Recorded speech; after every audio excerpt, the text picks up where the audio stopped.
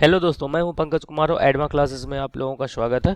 आज हम लोग भूगोल का लेक्चर नंबर 11th पढ़ेंगे। इसके पहले 10 लेक्चर हो चुके हैं। अगर आप लोग नहीं देखे हैं तो प्लीज़ वॉच कीजिए। आप प्लेलिस्ट में जाके इंडियन ज्योग्राफी या फिर ज्योग्राफी के सेक्शन में जाके आप सारे वीडियोज पा जाएंगे और सारे वीडियोज को आप वॉच कीजिए, क्योंकि सारे वीडियोज एक दूसरे से इंटरलिंक हैं।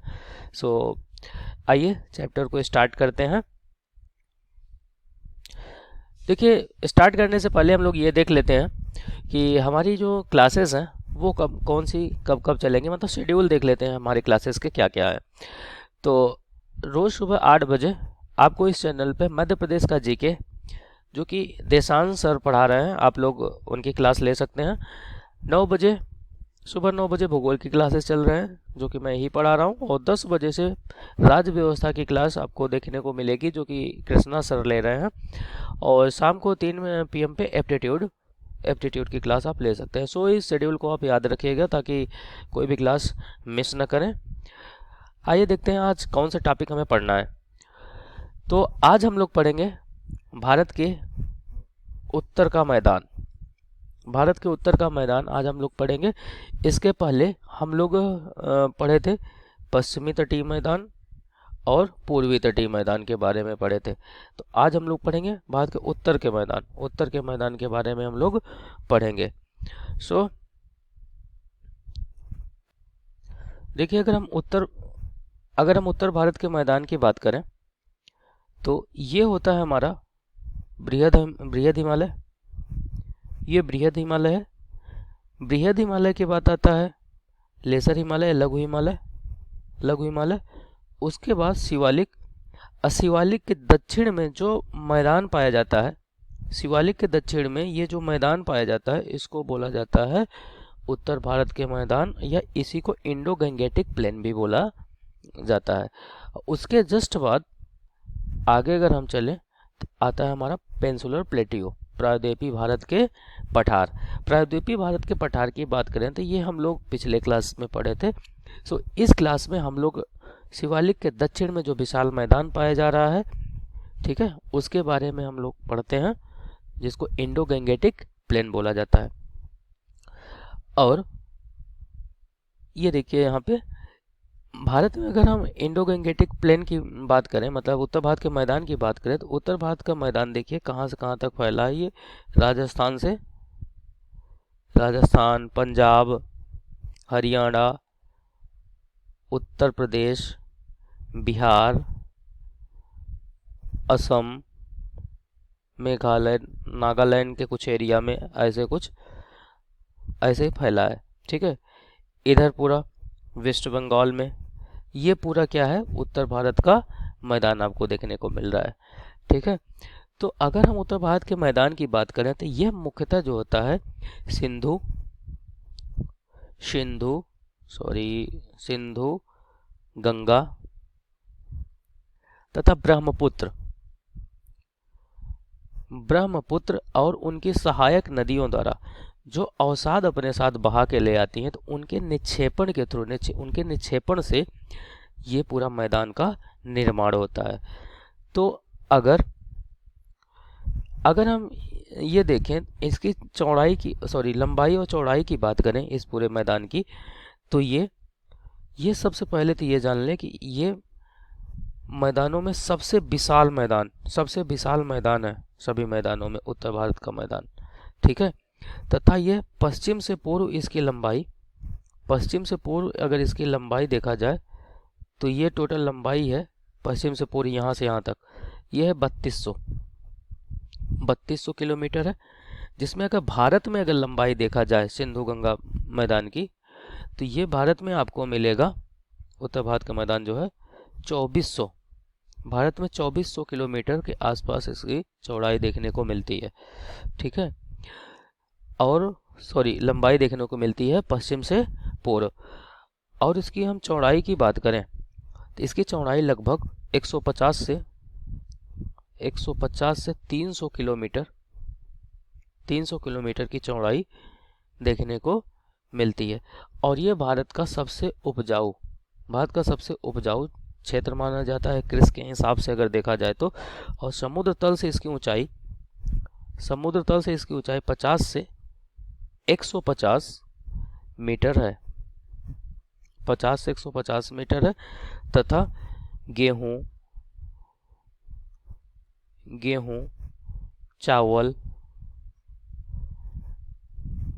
चावल गन्ना आदि प्रमुख फसलों के उत्पादन के लिए बहुत ही प्रमुख माना जाता है। ठीक है, तो ये ध्यान रखते हैं हम लोग। नेक्स्ट अगर हम बात करें तो आपको पता ही है कि जो क्षेत्र जो है फसल के लिए महत्वपूर्ण माने जाते हैं, वहीं पे भी ज़्यादा जनसंख्या भी निवास करती है। सबसे सर्वाधिक जनसंख्या की अगर बात करें तो सब ज़्यादा सर्वाधिक जनसंख्या इसी क्षेत्र में, इसी उत्तर भारत के मैदान में निवास करती है। उत्तर प्रदेश को ही ले लीजिए। उत्तर प्रदेश जो है 21 करोड़ लगभग इसकी आबादी है उत्तर प्रदेश की। और इसी से आपको समझ में आ रहा है, इसमें देखिए राजस्थान, उत्तर प्रदेश, बिहार सबसे ज़्यादा डेंसिटी देखा जाए, जनसंख्या घनत्व तो बिहार में ही देखने को मिलता है। ठीक है, इस रीजन में सबसे ज़्यादा जनसंख्या भी आपको देखने को मिलेगी। नेक्स्ट, अब ये जो मैदान जो बना है वो सिंधु, गंगा और ब्रह्मपुत्र नदियों की वजह से बना है, इसलिए इसको हम बोलते हैं सिंधु गंगा ब्रह्मपुत्र मैदान भी बोलते हैं। देखिए, अगर हिमालय से निकलने वाली हम नदियों की थोड़ा सा बात करें तो हिमालय से देखिए ये हिमालय से जो नदियां निकलती हैं उनका जो ढाल होता है, ये देखिए हिमालय से पूरा शिवालिक तक देखिए ढाल, बहुत ही तीव्र ढाल आपको देखने को यहाँ पे मिल रहा है। तो हिमालय से जो भी नदियां निकलती हैं तो अपने साथ बहुत बड़े बड़े विशाल खंडों को, मतलब बहुत बड़े बोल्डर, बहुत बड़ी बड़ी एक विशाल खंडों को बहा के ले आती हैं। और ये जो है गिरिपाद, पर्वत के निचले क्षेत्र को बोला जाता है गिरिपाद। गिरि मतलब पर्वत, गिरिपाद, और गिरि का मतलब होता है पर्वत, अब पाद का मतलब होता है पैर। ठीक है, तो गिरिपाद इसको बोला जाता है। यहाँ पे आते आते ढाल जो होता है गिरिपाद तक बहुत ही मंद हो जाता है, जिसके वजह से उन विशाल खंडों को नदियाँ अपने साथ बहा कर नहीं ले जा पाती हैं और इसी रीजन में जो होती हैं वो डिपॉजिट कर देती हैं, जमा हो जाते हैं इसी रीजन में। ठीक है, और इस रीजन को क्या बोला जाता है? भाबर प्रदेश, जो कि हम आगे पढ़ेंगे। और अब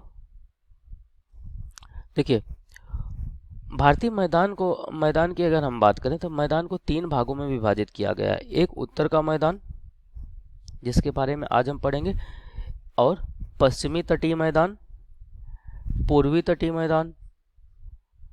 पश्चिमी तटीय मैदान, पूर्वी तटीय मैदान को हम पढ़ चुके हैं और उत्तर के भारत के मैदान को हम पढ़ रहे हैं। ठीक है, तो अगर आप लोग ये नहीं पढ़े हैं तो ये जाके पढ़ लीजिएगा। ये दोनों एक ही लेक्चर में कवर किए गए हैं, ये पश्चिमी तटीय मैदान और पूर्वी तटीय मैदान। लेक्चर नंबर शायद 10 में है क्या, तो आप उसको जाके देख लीजिएगा प्लीज़। उत्तर भारत के मैदान की अगर हम बात करें तो एक मिनट, उत्तर भारत के मैदान की बात करें तो उच्चावच की दृष्टि से अगर देखा जाए तो उत्तर भारत के मैदान को हम 4 क्षेत्रों में विभाजित करते हैं।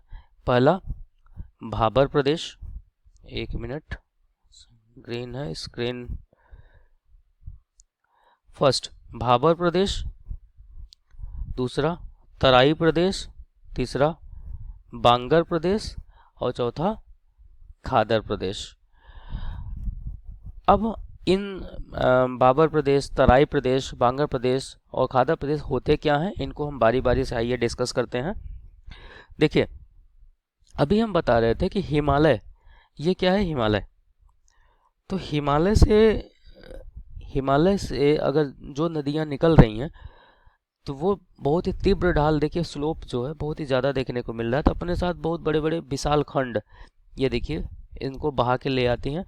और आगे जब जाती हैं तो यहाँ पे क्या होता है कि ढाल बहुत ही कम हो जाता है, जिसकी वजह से क्या होता है कि ये यहीं पे ही इसको डिपॉजिट कर देती है इन विशाल खंडों को।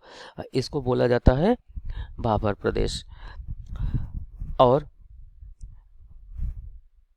अब अगर यहाँ पे ये देखें तो ये भाबर प्रदेश है। अब जो ये नदियाँ यहाँ से आ रही हैं तो वो नदियाँ इसी में क्या होती हैं, अंदर समाहित हो जाती हैं, जिसकी वजह से इनका जो पानी जो होता है धरातल पे नहीं टिकता है, ठीक है, और फिर से जाके ये तराई क्षेत्र में दिखाई देंगी। तो भाबर प्रदेश जो होता है ये शिवालिक हिमालय के जस्ट दक्षिण में, एकदम सटा हुआ दक्षिण में जो क्षेत्र है उसको बोला जाता है भाबर प्रदेश। भाबर प्रदेश की अगर हम चौड़ाई की बात करें तो ये पश्चिम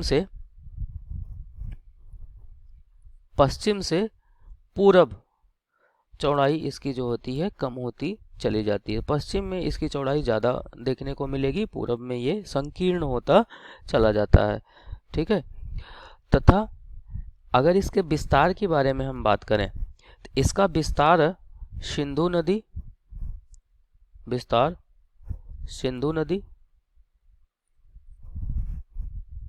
तथा सतलज,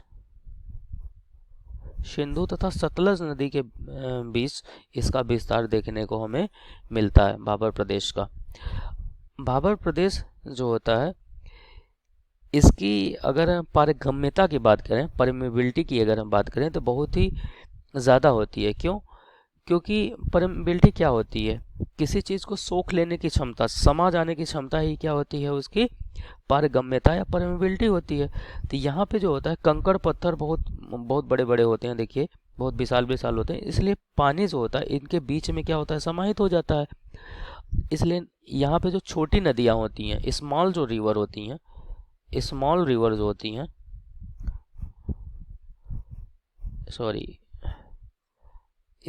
रिवर होती हैं वो तो यहाँ पे एकदम विलीन हो जाती हैं, दिखाई ही नहीं देती, इनका पानी बिल्कुल दिखाई ही नहीं देता है।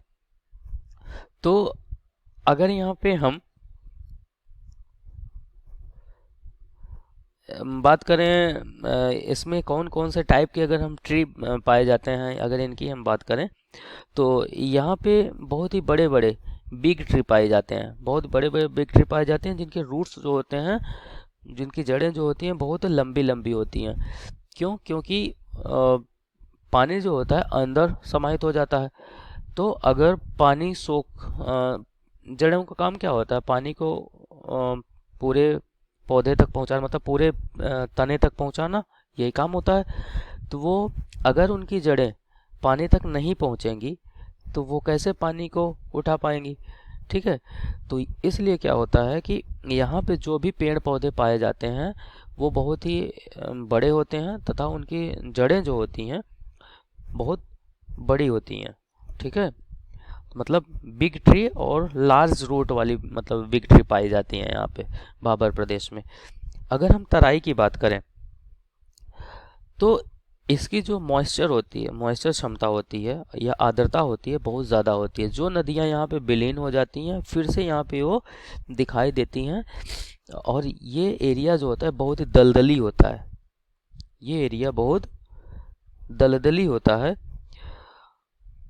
तथा यहाँ पे नदियाँ जो होती है पुनः सतह पे आ जाती हैं, यहाँ से नदियाँ सतह पे आ जाती हैं, सतह पर आ जाती हैं।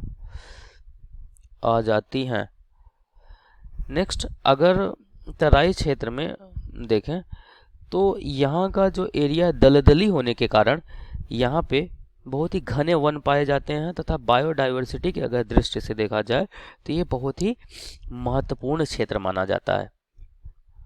नेक्स्ट अगर ये देखें कि कहाँ कहाँ इसका विस्तार देखने को मिलता है तो हरियाणा, पंजाब, हरियाणा, पंजाब, उत्तराखंड, और उत्तर प्रदेश राज्यों में इसका विस्तार देखने को मिलता है। अच्छा, आप लोग थोड़ा ये बताइए कमेंट सेक्शन में कि नदियाँ उच्च भाग में बहना पसंद करती है या निचले भाग में बहना पसंद करेंगी। आपको पता है कि कोई भी नदी हो, नदियां हमेशा गहरे भाग में, मतलब एक जो रीजन धंसा हुआ होता है उसमें बहना पसंद करती है। और उसके जो ये इस हिसाब से, ठीक है, ये जो ऊंचा उठा हुआ भाग है, ये भाग अगर देखें तो बाढ़ के वजह से, रुक जाइए थोड़ा सा और देखते हैं। नदी जो यहाँ से निकल के आई बाबर प्रदेश से, तराई में फिर से दिखाई दी। उसके बाद जो विशाल मैदान में अगर जब प्रवेश करती है तो हमेशा नदी जो होती है वो वैलीज में, मतलब धसे हुए भाग में जो होता है बहना पसंद करती है। अब बाढ़ के कारण नदियां जो अपने साथ अवसाद बहा के ले आती हैं, वो इस क्षेत्र में, कछारी क्षेत्र में क्या होता है कि डिपॉजिट कर निक्षेपित कर देती हैं, ठीक है। और अब देखिए, बाढ़ के साथ अगर कोई भी चीज़ आ रहा है तो हमेशा पता है आपको कि वो नई होगा, एकदम न्यू होगा, नया, हर बार नया ही आएगा, ठीक है। तो ये जो रीजन में जो मिट्टी पाई जाती है वो हमेशा पाई जाती है नवीन जलोढ़ मिट्टी पाई जाती है, ठीक है, न्यू एलुवियल सॉइल, या इसी को दोमट मिट्टी बोला जाता है। तो इस खादर प्रदेश में, ये कहाँ पाया जाता है? खादर प्रदेश, ये है खादर प्रदेश। क्या है कि ये जो इधर मैदानी क्षेत्र है, ये उठा हुआ जो भाग है वो बांगर प्रदेश में आता है। और जो ये निचला वाला भाग है जिसमें नदियाँ फ्लो हो रही हैं, इस हिसाब से नदी बह रही है, ठीक है। तो ये जब नदियाँ इस हिसाब से इधर ऐसे फ्लो हो रही हैं तो ये अपने साथ बाढ़ के साथ क्या होता है, बहुत सारा अवसाद बहा के ले आ रही हैं। और ये देखिए, ये कछारों पे क्या हुआ, यहाँ पे डिपॉजिट कर दे रही हैं, ठीक है। तो ये जो कछारों पे डिपॉजिट कर रही हैं, तो ये कौन सी मिट्टी हुई? नवीन जलोढ़ मिट्टी या न्यू एलुवियल सॉइल बोला जाता है। और इधर जो मिट्टी है वो पहले से ही पड़ी रहती है, वो भी मिट्टी क्या है? एलुवियल सॉइल है, जलोढ़ मिट्टी है, लेकिन वो ओल्ड है, क्योंकि यहाँ पे हर बार वो डिपॉजिट ले आके नहीं करे, पहले से जो पड़ी है वही है, ठीक है। तो ये ओल्ड, अगर पुरानी बात करें, पुरानी जलोढ़ मिट्टी या पुरानी दोमट मिट्टी कहाँ पे पाई जाती है, तो वो बांगर प्रदेश में पाई जाती है। और खादर प्रदेश में हमेशा न्यू जलोढ़ मिट्टी पाई जाती है, क्योंकि ये बाढ़ की वजह से जो बहाया गया जो अवसाद है उसके डिपॉजिट होने की वजह से बनता है। अब खादर प्रदेश जो है उसको कछारी प्रदेश भी बोला जाता है, कछारी प्रदेश भी बोला जाता है, और या बाढ़ का मैदान भी बोला जाता है। कछारी प्रदेश को ही, मतलब खादर प्रदेश को कछारी प्रदेश या बाढ़ का मैदान बोला जाता है। और ये इसलिए एक बात बताइए कि अगर हर बार ये मिट्टी न्यू हो रही है तो फिक्स है कि इसकी जो उपजाऊ क्षमता होगी सबसे ज़्यादा होगी। इसलिए यहाँ पे जो होता है सबसे ज़्यादा कल्टीवेशन जो होता है, कृषि जो देखने को मिलती है वो खादर प्रदेश में देखने को मिलती है, क्योंकि इसकी उपजाऊ क्षमता जो होती है बहुत ही ज़्यादा होती है। बांगर प्रदेश जो होता है, ये भाग जो होता है बहुत ही उच्च होता है, उठा हुआ होता है। यहाँ पे जो होता है सामान्यतः बाढ़ का पानी जो है इस एरिया में जो होता है ऐसे नहीं पहुँच पाता है। तो यहाँ पे जो मिट्टी पाई जाती है वो ओल्ड या पुरानी जलोढ़ मिट्टी पाई जाती है। और बांगर को स्थानीय भाषा में देखें तो स्थानीय भाषा में बांगर को भूण कहा जाता है, भूण कहा जाता है। और ये अपेक्षाकृत कम उपजाऊ होते हैं, किससे? खादर की अपेक्षाकृत, ठीक है। देखिए दोआब क्या होता है, तो दोआब जो होता है दो नदियों के बीच में, जो मैदान आपको देखने को मिलेगा उसे बोला जाता है दोआब। दोआब का मतलब ही होता है लैंड बिटवीन टू रिवर, ठीक है। दोआब जो होता है दो वर्ड से मिलके बना है, एक दो एक अब, ठीक है। दो का मतलब होता है टू, अब का मतलब होता है वाटर, ठीक है, 2 वाटर बॉडीज के बीच में जो मैदानी क्षेत्र बन रहा है उसको बोला जाता है दोआब। तो दोआब के अगर एग्जाम्पल देखें तो कौन कौन से देखने को मिलेंगे। पंजाब, पंजाब जो होता है, पंज का मतलब होता है 5, अब का मतलब होता है वाटर। तो 5 नदियों के बीच में जो मैदानी क्षेत्र आपको देखने को मिलेगा उसको बोला जाता है पंजाब। इसलिए सब देखिए मीनिंग ऐसे ही नहीं कोई चीज़ बना है, सबका मीनिंग है, ठीक है, तो इसको आप ध्यान रखिएगा। तो दोआब यहाँ से हम समझ गए कि 2 नदियों के बीच जो क्षेत्र है, जो मैदानी क्षेत्र है, उसको हम बोलते हैं क्या, दोआब। नेक्स्ट अगर हम बात करें तो उत्तर भारत के मैदान के 4 उपवर्ग प्रादेशिक, एक मिनट, देखिए उत्तर भारत के विशाल, एक मिनट, उत्तर भारत के विशाल मैदान को अगर प्रादेशिक आधार पर इसका विभाजन किया जाए तो मुख्यतः 4 उपवर्गों में विभाजित किया जाता है। पहला पंजाब का मैदान, गंगा का मैदान, राजस्थान का मैदान, ब्रह्मपुत्र का मैदान, ठीक है। इसको हम थोड़ा सा देख लेते हैं मैप के थ्रू, ज़्यादा नहीं। ये देखिए, ये है राजस्थान, ये पूरा प्लेन जो है वो राजस्थान का मैदान बोला जाता है प्रादेशिक आधार पे। और ये जो है पंजाब और हरियाणा का मैदान बोला जाएगा। और ये पूरा रीजन जो है, ये पूरा रीजन यहाँ से यहाँ तक ये होता है पूरा, ये पूरा रीजन, ये पूरा हो जाएगा गंगा मैदान, गंगा का मैदान। तो राजस्थान का मैदान, पंजाब का मैदान और गंगा का मैदान, और ये रीजन जो होता है, ये रीजन जो ये मैदान बन रहा है, इसको बोला जाता है ब्रह्मपुत्र मैदान। ये है, ठीक है। गंगा तथा गंगा की सहायक नदियां हैं पूरी, गंगा तथा गंगा की ये सहायक नदियां हैं। तो और ये क्या है, ब्रह्मपुत्र, ठीक है। तो ये जो ब्रह्मपुत्र के थ्रू ये जो मैदान इधर बन रहा है, इसको ब्रह्मपुत्र मैदान बोलते हैं, तथा ये पूरे मैदान को गंगा का मैदान बोला जाता है, ठीक है। नेक्स्ट देखिए, उत्तर भारत के जो मैदान हैं तो उनकी, अगर उत्तर भारत के मैदान अगर देखा जाए तो दोमट मिट्टी या जलोढ़ मिट्टी से बने हैं, ठीक है, मतलब एलुवियल सॉइल से बने हुए हैं। और एलुवियल सॉइल जो होता है सबसे ज़्यादा उपजाऊ होती है। तो अगर सबसे ज़्यादा वाइडेस्ट अगर पूछे, उत्तर का भारत का मैदान सबसे ज़्यादा वाइडेस्ट कहाँ पे, सबसे ज़्यादा चौड़ाई अगर कहाँ पे आपको देखने को मिलेगी भारत में, तो वो जो होती है प्रयाग इलाहाबाद रीजन में देखने, प्रयागराज अब नाम है इलाहाबाद का, तो प्रयागराज क्षेत्र में सबसे ज़्यादा इसकी चौड़ाई 290 किलोमीटर के आसपास आपको देखने को मिलेगी। तथा अगर इसकी ऊंचाई की बात करें, सबसे ज़्यादा ऊंचाई, देखिए पूरा मतलब एक ही समान ऊंचा तो नहीं है, कुछ मैदानी भाग ज़्यादा ऊंचे हैं, कुछ कम ऊंचे हैं। तो सबसे ज़्यादा ऊंचा मैदानी भाग अगर देखा जाए तो वो भी यूपी में ही देखने को मिलेगा आपको। उत्तर प्रदेश के सहारनपुर जो का मैदान है वो उत्तर भारत के मैदानों में सबसे ऊंचा मैदान माना जाता है। तो चौड़ाई के दृष्टि से अगर देखें तो सबसे ज़्यादा कौन सा है, प्रयागराज में देखने को मिलेगी आपको।